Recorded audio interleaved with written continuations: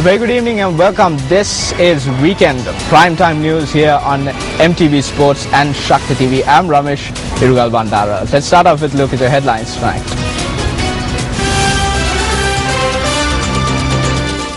An attempt to arrest a group of journalists in Omante. Journalists are not criminals. A statement from the Free Media Movement. Sri Lankan residing in America uses his mixed martial arts skills to fight off a group of burglars. Elections Commission advises election officials to create awareness on how to submit nominations without being rejected. Israel and Hamas agree to 12-hour ceasefire in its 19-day conflict.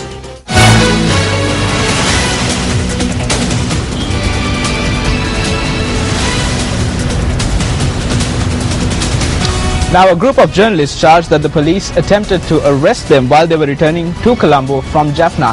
These journalists charged that they were detained at the Omante police station for nearly 6 hours. 7 journalists who travelled to Jaffna from Colombo for a workshop were questioned in this manner. They charged that they were detained at the Omante police station last night and had to remain at the station till this morning. The journalists state that they were taken to the police station on claims that marijuana was present in the vehicle which they were travelling in.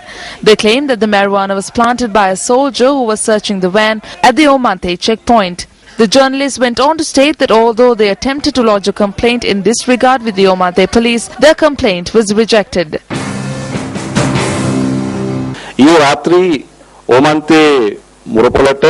An individual who came in a bus to the Omante checkpoint had given a tip-off that heroin was being transported.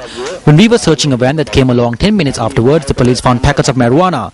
The passengers were interrogated at the Omante police station. We detained the vehicle and its driver and released the 7 passengers. Unfortunately, a team of journalists had been travelling in this van. We did not stop the van because there were journalists in it. We had no knowledge of it.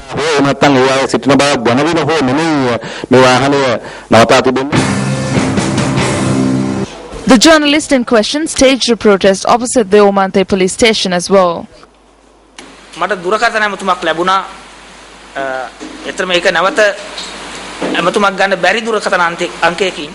I received a phone call from a number to which I could not return a call. They clearly stated that I would not be allowed to live if we go ahead with this media briefing. We know about the threats that have been levelled against groups that stand up for the democratic and civil rights of the public, as well as the threats being levelled at journalists. The forces behind these threats want a media industry which works according to their wishes. They want to create a puppet media industry.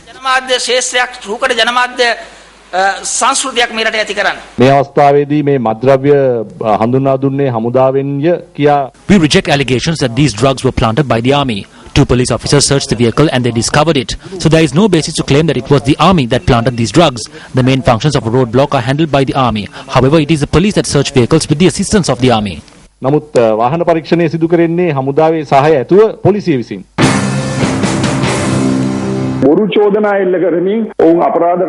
False charges were levelled against them and they were detained. They were considered as criminals. That is why a group was able to reach Colombo and another group was detained. This latest incident clearly shows that an organised action is being taken to stop journalists because they cannot stop these peaceful and legal activities. State institutions are directly intervening in this regard. They have labelled journalists as criminals. We will focus our attention on this and we will take steps to work against such actions. We condemn this act. Well, Elections Commissioner Mahinda Deshapriya has informed election officials to create awareness among political party representatives on how to present a nomination list which would not get rejected. The Elections Commissioner made this statement during a special meeting held at the Elections Secretariat in Rajagiriya on the Uva Provincial Council election.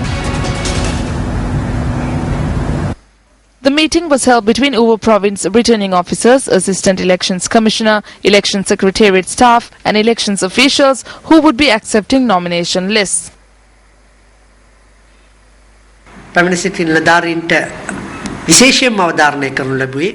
We stress to the officials that were present that we have set up officers which accept nominations, not centres which reject them. We stressed on the importance of informing political parties on how to submit nominations in a proper manner. We also spoke about the security that needs to be provided to these centres. We also reached a decision not to allow any processions to take place on the 2 final days of accepting nominations, the 5th and the 6th, because the GCA level examinations will be underway. We also believe that security should be tightened in adjoining schools.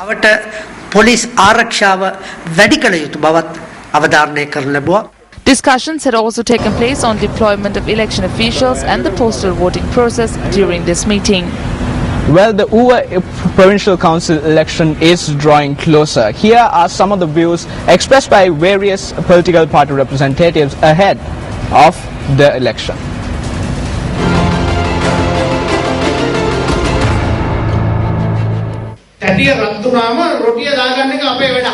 If the president thinks it's time for a parliamentary election, he will hold one. If he thinks it's time now for a presidential election, he will hold one. The pan is already hot in this area.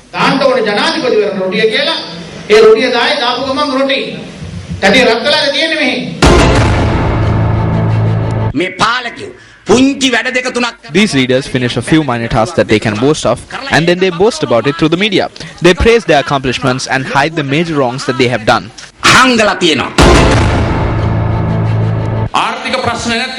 Where isn't there an economic crisis? Starting from America, the entire Western world is at an economic crisis and political crisis. Governments have and are falling apart. Sri Lanka is amongst the few nations in the world which is heading towards peace and political stability as well as broad economic development.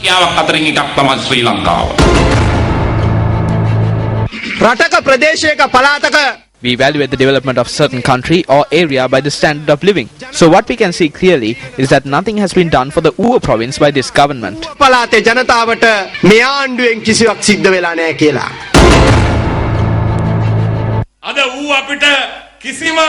The Uva election is not a problem to us. We will win the election with a record 2/3 majority.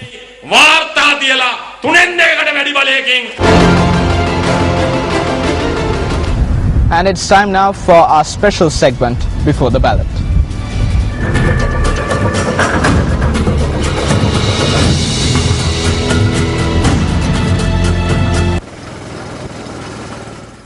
The Ittakatwa village, located 20 kilometers away from Munragala, is home to nearly 400 families of farmers. However, these days they are facing a grave issue as the Wildlife Conservation Department is preparing to repossess the lands on which they carried out their cultivations.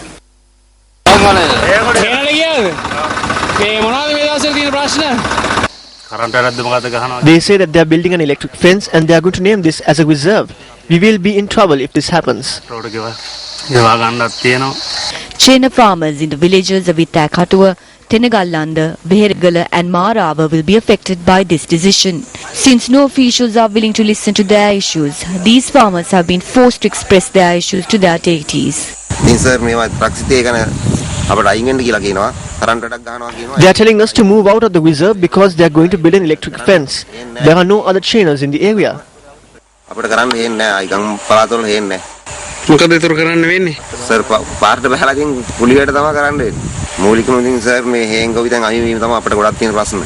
The farmers make a living by cultivating yams and vegetables such as pumpkins and fruits such as bananas. These resilient individuals who are not a burden to the nation now live in fear of losing their livelihoods. They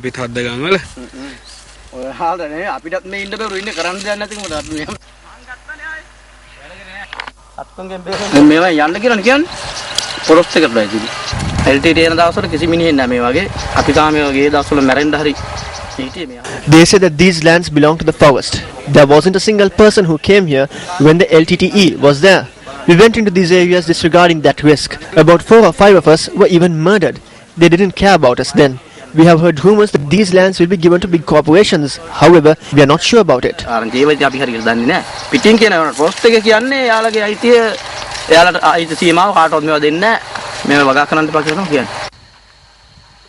We inquired from the Wildlife Conservation Department whether they have any plans to repossess these lands.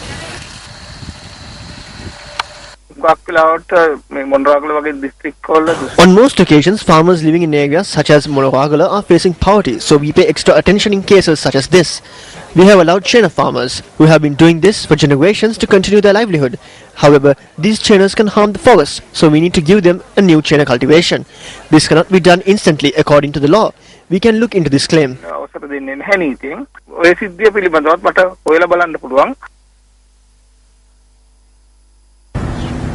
During the past week, we at Newsfirst have been highlighting the development that has been taking place in the Colombo district. The following is another report of an area that has seen the sunshine of development. This is the walking path that can be seen at Independence Square in Colombo. It was over 2 years ago that it was decided to set up a walking path in the area for the betterment of the general public's health. The development program, which was spearheaded by the Ministry of Defence and Urban Development, began to add a new look to the environment of this area.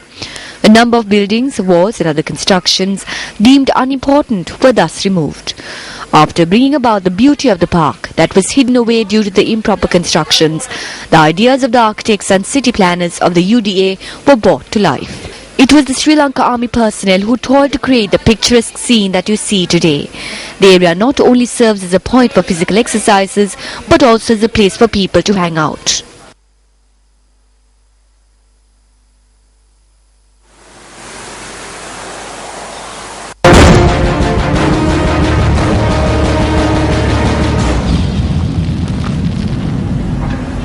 Well, the death toll in Gaza has passed 1,000.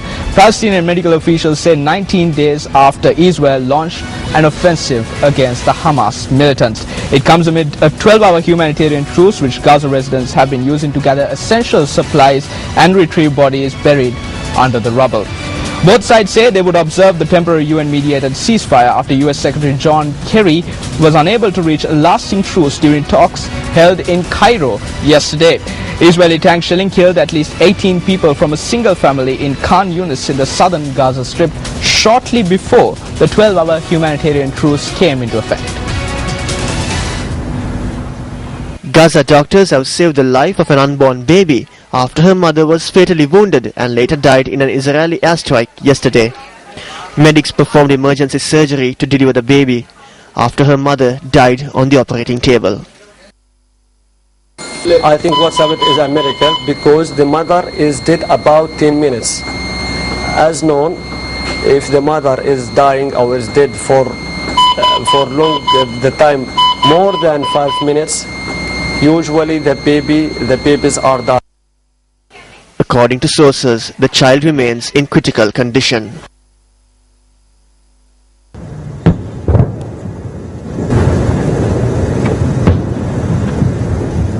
Northern Gaza was shaken by huge explosions just before a truce was due to take effect between Israel and Hamas in the Gaza Strip. The large explosions were seen from 6:20 a.m. onwards on the Gaza skyline, with Israeli tank fire also directed towards the enclave. Hezbollah leader Said Hassan Nasrallah pledged full support to the Palestinian group Hamas in its conflict with Israel, despite a deep rift between the two militant organizations over the civil war in Syria. وإلى جانب المقاومة في فلسطين. We in Hezbollah were and will stay standing by the side of the Palestinian people, all the Palestinian people, and by the side of the resistance in Palestine, all the factions of the resistance in Palestine without any exception. We in Hezbollah are unstinting in all forms of support, assistance and aid that we are able to provide. We in Hezbollah are true partners in this resistance, a partnership of brotherhood, hope, pain, sacrifice and fate. والآمال والآلام والتضحيات والمصير أيضا. An Israeli airstrike hit a car in Gaza City late Friday night, killing 2 Palestinians. Gaza officials said Israeli strikes have killed 55 people on Friday, including the head of the media operations for Hamas ally Islamic Jihad and his son. A Palestinian teenager was killed in the occupied West Bank city of Bethlehem at dawn today during clashes. The boy, 14-year-old Nazir Mahmoud, was killed as clashes erupted in Beit Fajar village with the Israeli army. Palestinians were hurling stones as Israeli soldiers responded with stun grenades, live and rubber bullets. Yesterday, 5 Palestinians were killed in the occupied West Bank in shootings involving both Israeli forces and a civilian who appeared to be a Jewish settler. Clashes between Israeli border police and Palestinian youth throwing petrol bombs and fireworks escalated.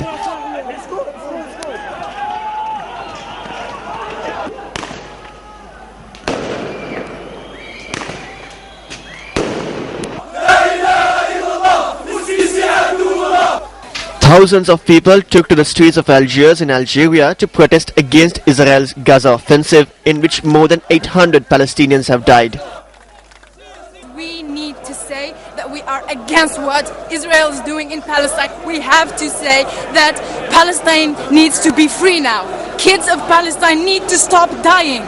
An estimated 7,000 people demonstrated in Algiers as they gathered to mark Al-Quds Day in support of Palestine.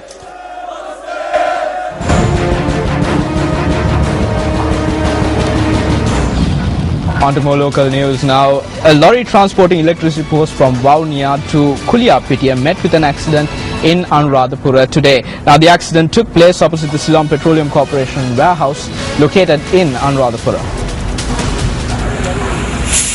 The cables holding the electricity poles in place snapped, causing the poles to fall off the lorry and onto the road. At this instance, a lorry en route to the Anuradhapura Salyarava Army camp sustained damages due to this incident.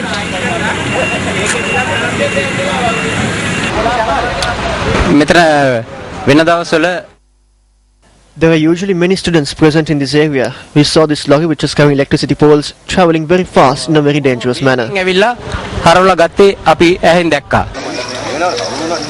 Meanwhile, a fuel bowser fell off a 500-foot precipice on the Haputale Bandaravale main road in the Ottakad area. The bowser had fallen off the precipice on the Diyatalava Bandaravale railway track, causing the Udarattamanike train to delay her journey for a couple of hours. The accident occurred while the bowser was transporting fuel from Muthurajawala to Badulla. The driver of the bowser, who sustained injuries, is receiving treatment at the Diyatalava District Hospital. According to our correspondent, train services along the upcountry railway line was also hampered for a few hours, as there was a threat to the railway line due to the fuel bowser. Meanwhile, 3 people were injured when a cab fell off a precipice on the Navalapitiya-Thalavakale main road in the Queensbury Estate area last night. The injured have been admitted to the Navalapitiya hospital. Our correspondent said that the cab which was transporting milk had fallen off a 50-foot precipice.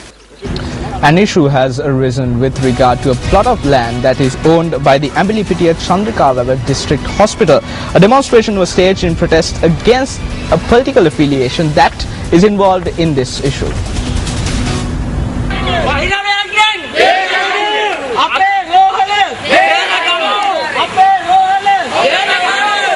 Area residents and a group of doctors took part in the demonstration. A donation was made by Japan for this project. If this is sabotaged in this manner, the donated money will be given back to that country. Losing this will be equivalent to losing a resource. We have been reaping the benefits of this land for the past 45 years, and now a Pradeshya Sabha member is claiming right to it. We have received a donation from Japan of 9 million rupees. We are trying to reconstruct a building with that money. We are not being allowed to do so. However, the Pradeshya Sabha member in question says that the plot of land belongs to him. I did not take over any land from the hospital. I bought this land in 1996. I have all the required documents, including the certificate of approval from the Pradeshya Sabha chairman in this regard.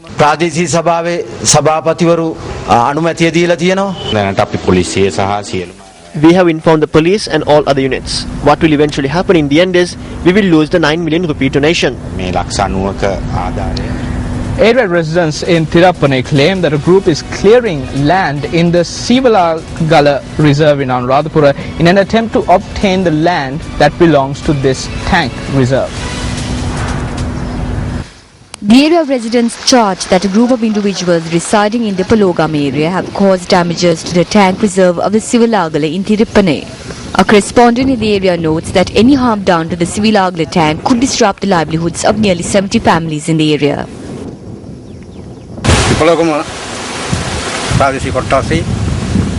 Individuals from the Ipologama area come here and they mark out 30 or 40 hectare areas to clear out. Sivalagala Reserve spans about 200 acres. Around 100 have already been cleared. They are destroying this tank reserve with bulldozers. They have already claimed about 40 acres. We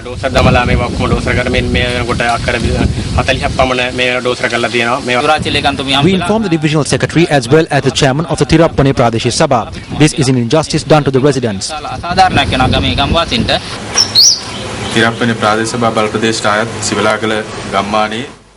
The residents of Dimulagala in the Tirapane Divisional Secretariat informed me of this issue. I engaged in an inspection tour of the area and then informed the Divisional Secretary as well as the Provincial Lands Commissioner. We asked them to resolve this matter, else there will be a deep rift between these two villages.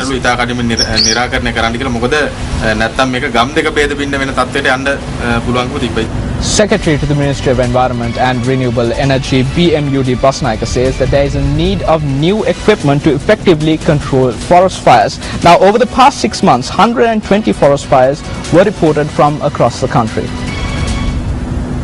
Forest fires reported over the past 3 months engulfed and destroyed over 770 hectares of land.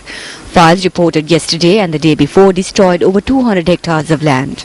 The Secretary of the Ministry of Environment and Renewable Energy said that despite the difficulty to contain fires that are reported from large portions of land, they always take steps to gradually douse such fires. We have allocated funds with the approval of the Treasury to obtain equipment that can be used to douse fires that erupt instantly.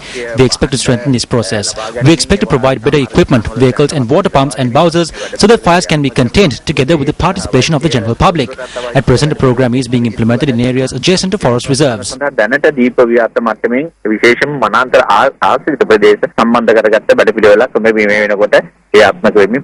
A communique issued by the Minister of Environment and Renewable Energy reads that the Munragala district suffered the brunt of the forest fires. 251 hectares of land have been destroyed in Munragala thus far. In addition, 150 hectares in the Polonnaruwa district, 116 hectares in the Badula district and 90 hectares of forest land in the Ampar district have been destroyed by forest fires. Up next is Action TV.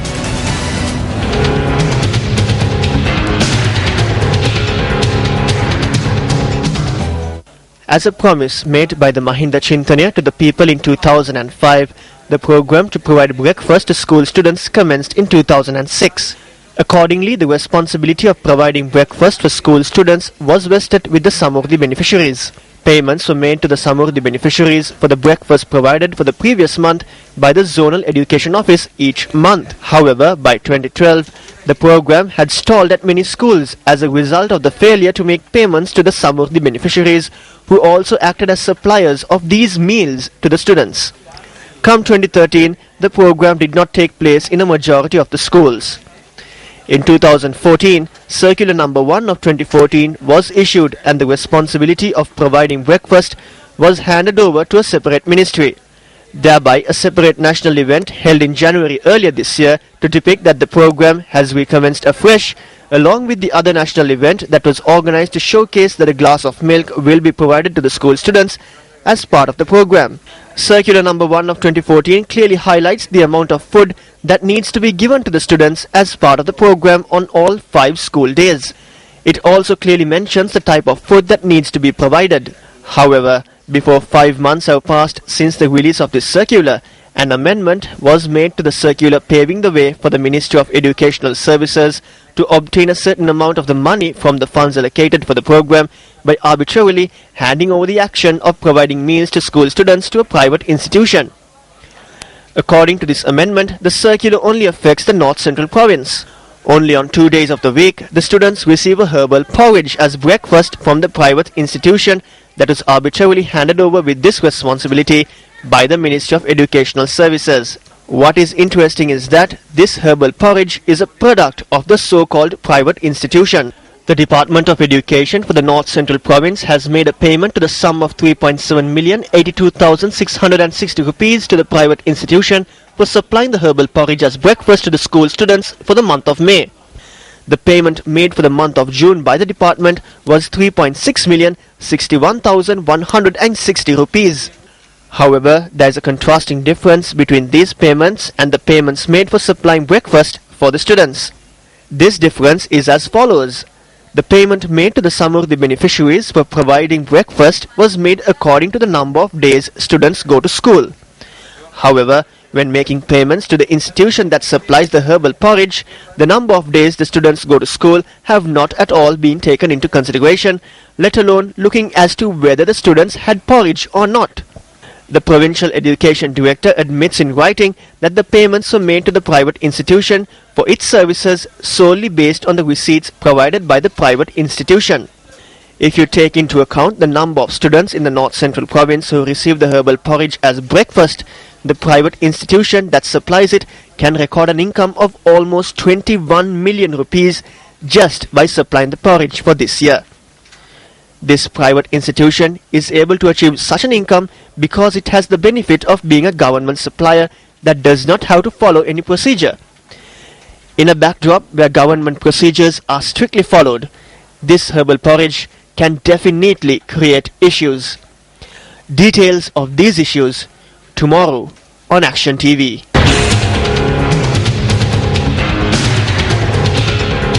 Well, today Newsfirst conducted its 27th U-Reporter workshop for citizen journalists who joined hands with the Newsfirst U-Report program. The workshop was held at the auditorium of the Capital Maharaja Organisation Limited. This batch of U-reporters hailing from various parts of the island were registered as Newsfirst U-reporters before the commencement of the workshop. Subsequently, they were made aware about the importance of citizen journalism and its operations. The batch was also provided with knowledge on the operations undertaken at the Newsfirst newsroom and were also briefed on news reporting. U-Report is a good initiative. I believe that the Sirasa Media Network has paved the way through the U-Reporter initiative for those who are interested and determined to venture into the field of news reporting. We are able to do a tremendous job in the future. If we want to render service to the country, we need to report what is seen and experienced. I invite all to report what you see. On to business news tonight. The Sri Lanka-Japan Business Cooperation Committee says that they are preparing for a possible free trade agreement between Sri Lanka and Japan in the year 2015. The committee's president made this statement during a function held yesterday. The annual general meeting of the Sri Lanka-Japan Business Cooperation Committee was held in Colombo yesterday. The event was graced by Japanese Ambassador to Sri Lanka, Nobuhito Hobo. As you are aware, that the government of Sri Lanka would be implementing the free trade agreement with China in end 2014. During our visit to Japan, Dr. P.B. Jayasundara, Secretary Minister of Finance and Planning, announced that the next free trade agreement would be with Japan. We presume that it would be initiated in 2015. Therefore, in preparation to ensure that we look after the interests of our membership to further enhance their trading activities with Japan, we will be carrying out a comprehensive study on the potential areas of items to be included in the free trade agreement between Sri Lanka and Japan. Inputs will be sourced from the membership, and we will be preparing a report that would be presented to the government of Sri Lanka for consideration in the future activities. As Sri Lanka emerged out of conflict and entered into a new economic era, with a vision to become the world wonder of Asia, the global economy diversified and so did mutual connectivity. Therefore, it became very crucial to simultaneously sustain economic growth and to strengthen regional economic partnership. I hope that the Sri Lanka government would consider participating in the regional comprehensive economic partnership known as RCEP and would utilize the existing SALT mechanism and FTA between India and Pakistan to its fullest for the benefit of the country. In more local news, leader of the Janaseta Peramuna, Venerable Bathramulle Sila Ratanathero, convened a media briefing in Bathramulla yesterday. විහාරස්ථානයක සුද්ධ පවිත්‍ර කරන්න ගියාම ඔන්න නිදාන් කැඩුවයි කියලා ඒ හාමුදුරු අත්අඩංගු වෙන්න ගන්නවා. නමුත් උතුරු නැගෙනහිර When temples are being cleaned, they make arrests on charges of treasure hunting.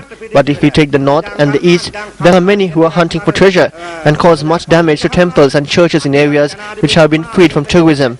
The president is making visits to all these areas and provinces. There is no one with him who can formulate a program to stop this. If anyone makes such a project, they do so in a manner in which they too benefit from it. ව්‍යාපෘති හදලා දෙන්න කෙනෙක් නැහැ. දෙනවා නම් ඒ මිනිහට අර කොටසක් සාකොට එන විදිහ තමයි අරව හදලා දෙන්නේ. An art exhibition organized in lieu of the Week of Brotherhood was held at the Vihara Mahadevi Park in Colombo today. The exhibition was organized by a number of organizations, including the Socialist Youth Union. General Secretary of the Citizens Front parliamentarian J. Sriranga and the national organizer of the Socialist Youth Union, Vimal Ratnayaka, along with artists attended the event. Paintings created devoid of age were on display, and veteran artists also contributed to the exhibition. And painting of a multi-religious symbol highlighting religious coexistence was also on display.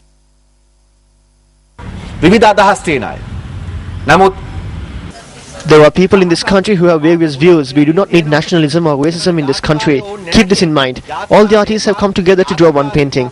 What we are trying to do is bring together all the single great individuals and give a message to the nation. That is why we use paintings. We are using art not to rouse nationalism. There are instances where art is used to deceive the people. That is what the politicians who come into power do. So politicians think they can do anything through deceit, and that is what they do. We are showing this through the brushes that we use to make these paintings. We cannot wait like we do not see. As artists, we have a responsibility to teach the people the difference and not only to draw something beautiful.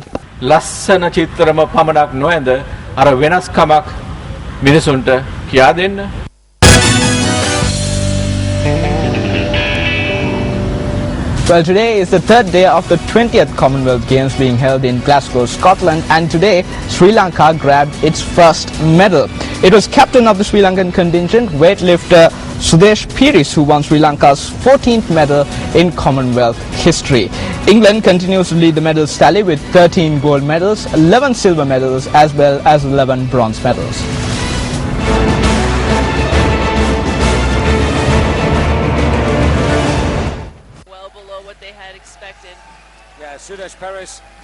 Captain of the Sri Lankan Commonwealth contingent Sudesh Piris, who competed in the 62 kg category of the men's weightlifting event, won silver by clearing a total of 273 kilograms. He cleared 123 kilograms in the snatch method and 150 kilograms in the clean and jerk method.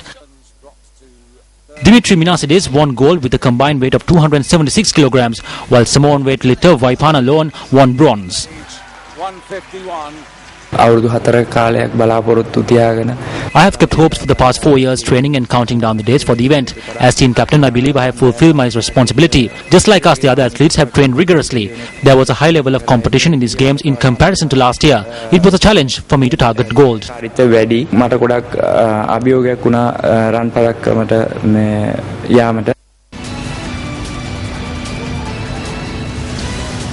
On to some cricket news now. Sri Lanka managed to stay ahead of the visiting Proteas in the second test thanks to some brilliant bowling performances by spinners Rangana Herath and Dilruwan Pereira.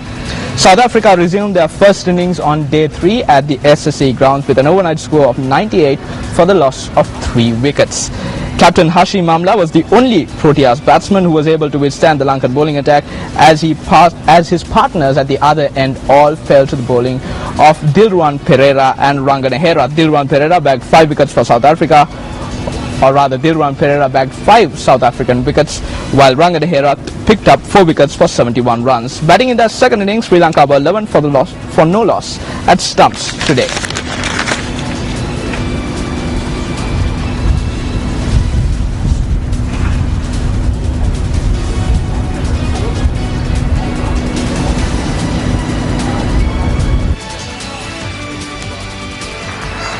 Very well. Bowled him. What a delivery that is. It's a little bit loose, it's got to be said, for Vernon Philander. He's left the gap between bat and pat. sharp work at short. And finally, we head over to the United States, where a Southside convenience store clerk turned the tables on accused robbers in the United States. Recently, Sri Lankan Mayura Disanayaka, who works at a fuel depot, he is also a semi-professional MMA fighter or mixed martial arts fighter. This Sri Lankan showed the robbers why it's bad to steal and what happens when they do so. We'll leave you tonight with these visuals. For the Newsfirst team, I'm Ramesh Irugal Bandara. Good night.